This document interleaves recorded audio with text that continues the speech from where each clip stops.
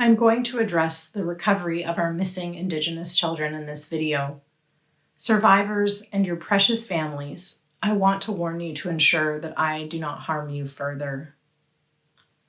I have been trying to find a way to talk about the recovery of our missing Indigenous children, our cousins, our family, since I entered this race.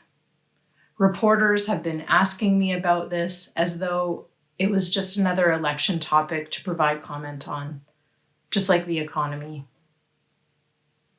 It's not.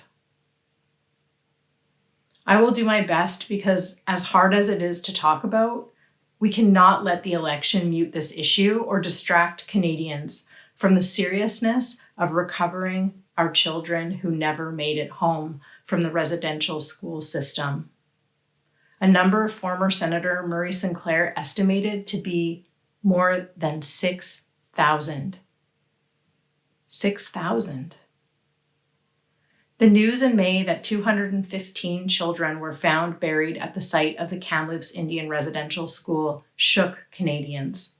Work to find our missing children has continued since then without the spotlight it deserves.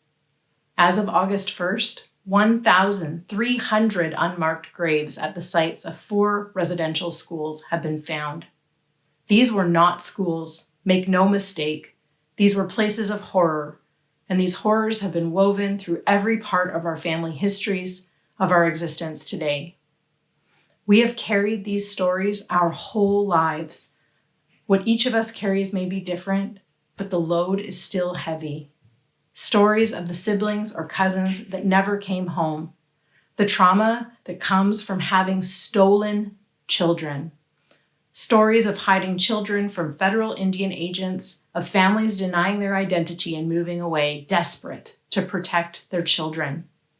My own great-grandfather, Bill Swartz, kept a copy of his railway job pay stub in his back pocket at all times to prove that he couldn't be Native because he had a job.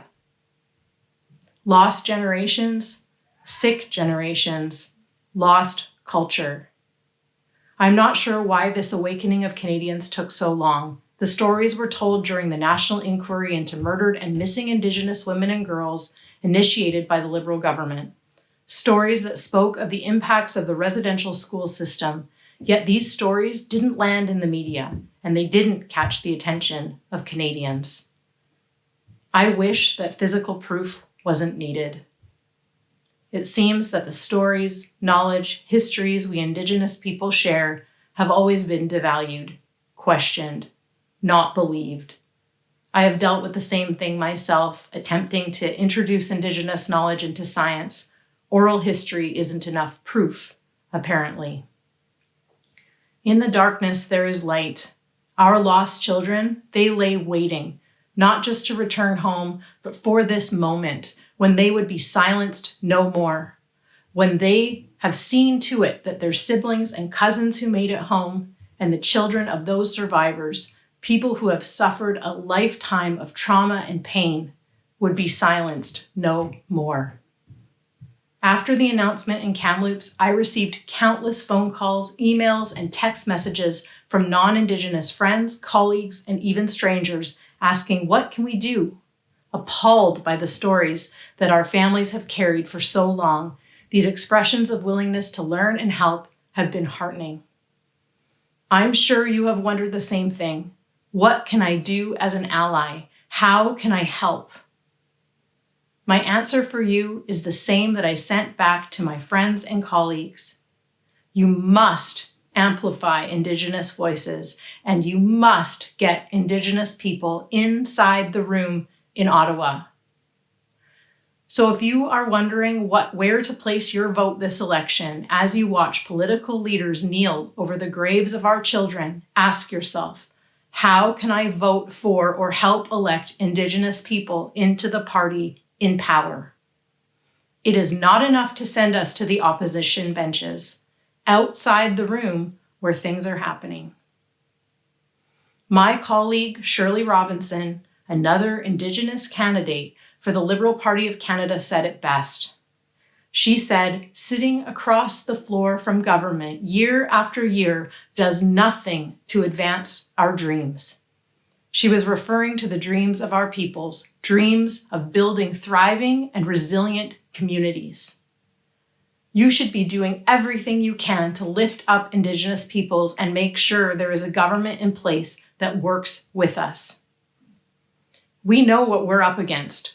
Conservative leader O'Toole made comments to Ryerson University students claiming the residential school system was designed to provide education to Indigenous children before it went off the rails and became a horrible program.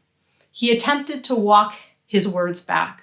But if this is his starting point, what does that mean for us? For the difficult work that is ahead of us. We know the NDP are not going to be the governing party.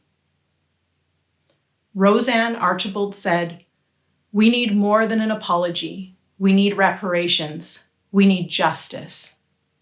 The line, "Nothing about us without us," has become a call to action for those of us working on the front lines of reconciliation.